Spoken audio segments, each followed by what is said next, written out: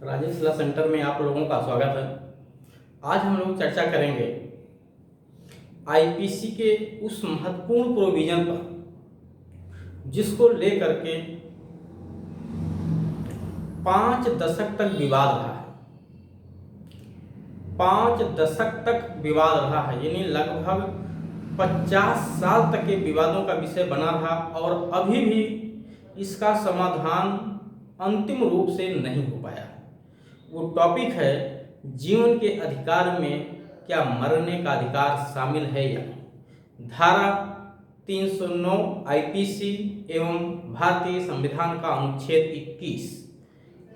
21 और धारा 309 दोनों के मध्य जो गतिरोध रहा, जो लड़ाई रहा, वो अभी भी अपने अंतिम परिणत पे नहीं पहुंची। उसी पे हम लोग देखेंगे जो आपके एपीओ, पीसीएसजे, एचजेएस या किसी भी अन्य न्यायिक एग्जाम में ये काफ़ी महत्वपूर्ण विषय रहता है और यहाँ से एक प्रश्न जरूर पूछा जाता है। आईपीसी की धारा 309 जो आत्महत्या के प्रयास को अपराध बनाती है, अनुच्छेद 21 जो हमें जीवन के अधिकार की गारंटी देती है। इसी को लेकर के काफ़ी लंबा संघर्ष रहा। उसी पे हम लोग स्टेप बाय स्टेप केस ला के स्टडी करेंगे और देखेंगे वो कौन कौन से केस हैं जो स्टेप बाय स्टेप अब तक निर्णित किए जा चुके हैं। परीक्षा की दृष्टि से बहुत ही उपयोगी है। यहाँ से एक जो है केस जरूर पूछा जाता है एग्जाम में।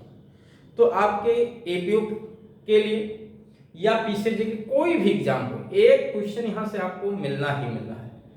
तो इसी पे हम लोग चर्चा करेंगे। सबसे पहले आप लोग चैनल पे नए हैं तो लाइक कर लीजिए वीडियो को, चैनल को सब्सक्राइब कर लीजिए। ठीक है, आप लोग वीडियो को देखते हुए समझ में आता है या नहीं आता है तो उसके लिए कमेंट भी आप लोग कर सकते हैं कि सर ये चीज़ समझ में नहीं है, इसको थोड़ा सा और डिटेल में या इस पॉइंट को अलग से बता दिया जाए। लेकिन चैनल को सब्सक्राइब करके रखिए। आप लोग बहुत सारे वीडियो इस तरह से अपलोड किए जा रहे हैं, लगातार अपलोड किए जा रहे हैं। जीएस का भी बैच शुरू हुआ है, जीएस पे भी वीडियो अपलोड किया जा रहा है। आप लोगों के लिए काफ़ी हेल्पफुल होगा ये चैनल। आइए देखते हैं। अच्छा, यहाँ पे देखिए पीसीएसजे एपीओ क्रैश कोर्स के लिए भी आप संपर्क कर सकते हैं इस नंबर पे। ठीक है, ऑनलाइन बैच भी हमारे यहाँ संचालित किया जा रहा है, ऑफलाइन बैच भी संचालित किया जा रहा है। जिस बच्चे को अपनी सुविधा अनुसार जो भी बैच ज्वाइन करना हो, अपनी सुविधा के अनुसार वो ज्वाइन कर सकता है। आइए, जो आज का शीर्षक है वो है जीवन के अधिकार में मरने का अधिकार शामिल है। क्वेश्चन है क्या जीवन के अधिकार में मरने का अधिकार शामिल है।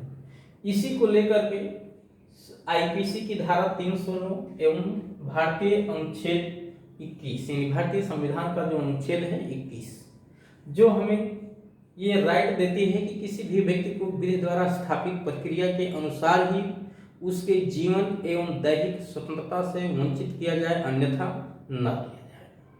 धारा 309 कहती है कि आत्महत्या का यदि कोई व्यक्ति प्रयास करता है तो वो अपराध है।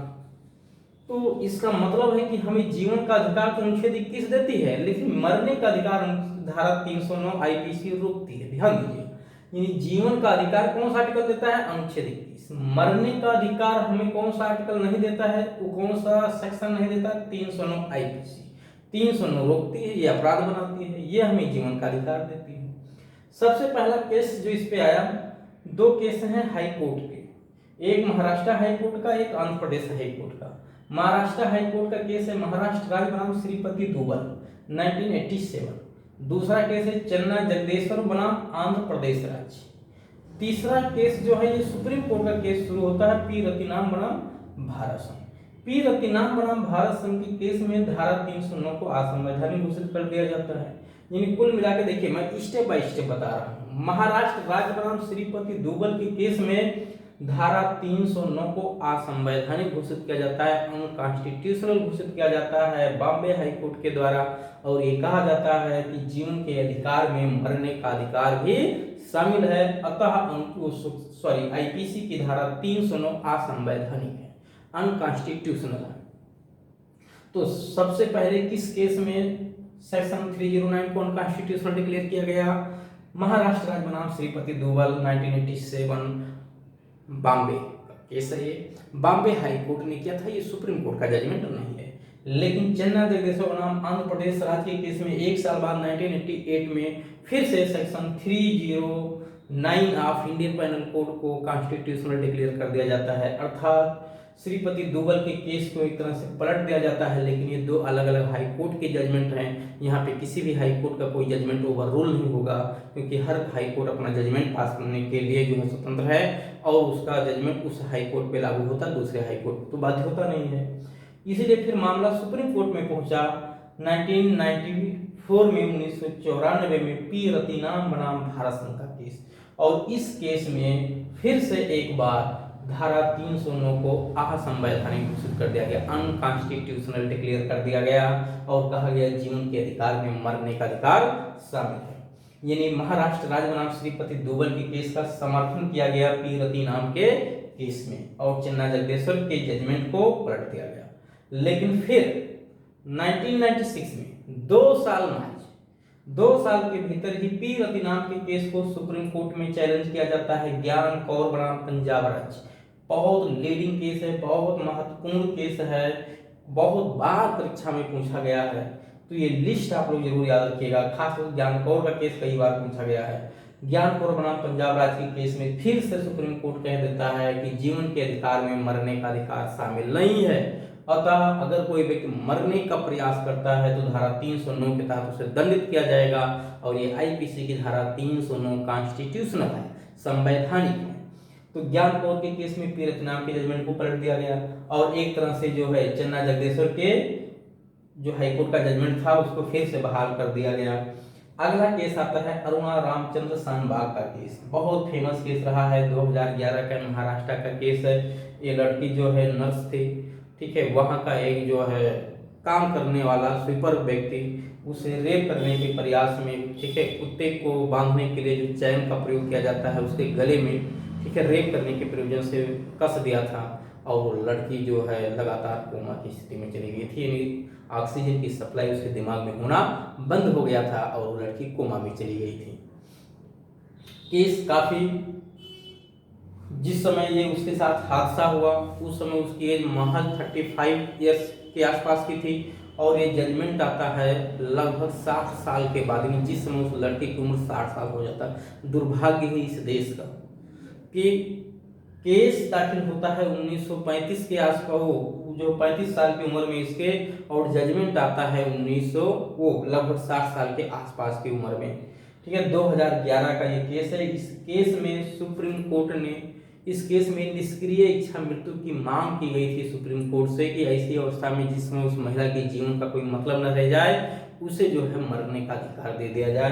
तो कोर्ट ने इसमें निष्क्रिय इच्छा मृत्यु की छूट दी थी कि जब तक हमारी विधायिका यानी लेजिस्लेचर कोई कानून नहीं ड्रॉ कर देती है तब तक निष्क्रिय इच्छा मृत्यु की छूट कुछ विशेष परिस्थितियों में दिया जा सकता है, अर्थात जो उसके जीवन रक्षक प्रणाली हैं उन जीवन रक्षक प्रणाली को हटाया जा सकता है, अर्थात उसको बचाने के लिए कुछ नहीं किया जाएगा, मरने के लिए कुछ नहीं करना है बल्कि बचाने के लिए, उसके जीवन को बढ़ाने के लिए जो किया जाना चाहिए वो नहीं किया जाएगा, और उसको इस तरह से जो है निष्क्रिय इच्छा मृत्यु देख करके समाप्त किया जा सकता है। बाद में फिर मामला यहाँ से बहुत ज़्यादा फाइनल नहीं हुआ, निष्क्रिय इच्छा मृत्यु बहुत विशेष परिस्थितियों में देने की छूट दी गई।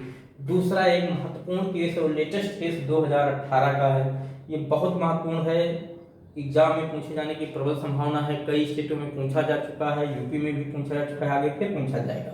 कॉमन कॉज रजिस्टर्ड सोसाइटी बनाम भारत संघ एवं अन्य का केस है, 2018 का सबसे लेटेस्ट केस है। इस टॉपिक पे जीवन के अधिकार में मरने के अधिकार शामिल है या नहीं शामिल है, इस टॉपिक पे सबसे लेटेस्ट केस सुप्रीम कोर्ट का आज 2023 के डेट में यही है, कॉमन कॉज रजिस्टर्ड सोसाइटी बनाम भारत संघ 2018।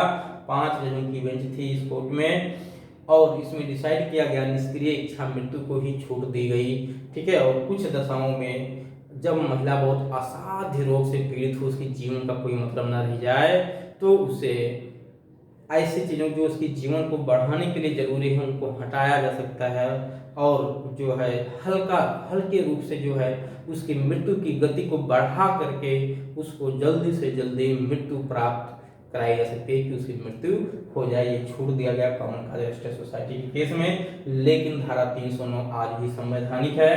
तो ज्ञान कौर के केस में 309 को संवैधानिक घोषित किया गया, और रामचंद्र शानबा के केस में भी इसको संवैधानिकता को बनाए रखा गया।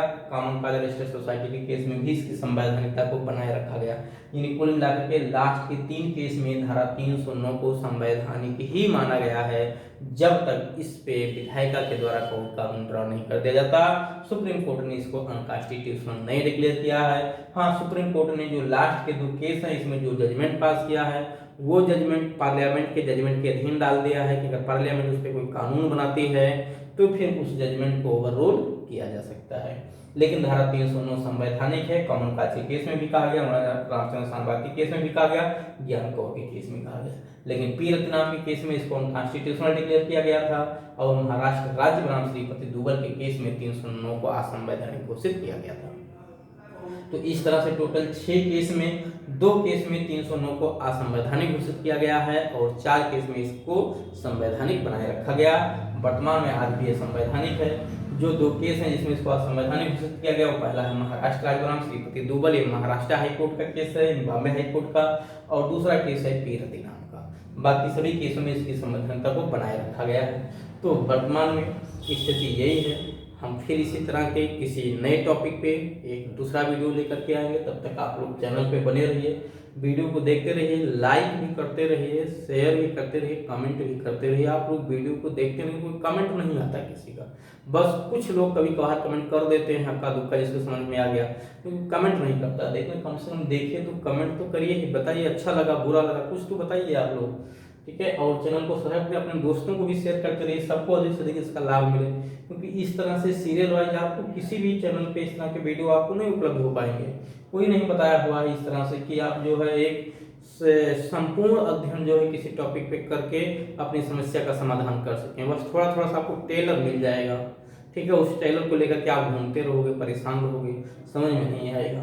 खैर चलिए, तो इस तरह से आपने इसको जीवन के अधिकार में मरने का अधिकार शामिल है कि नहीं आपने अच्छे से समझ लिया। अब मैं इसी आईपीसी पे ही एक दूसरा वीडियो फिर लेकर के आऊँगा। तब तक आप लोग चैनल पे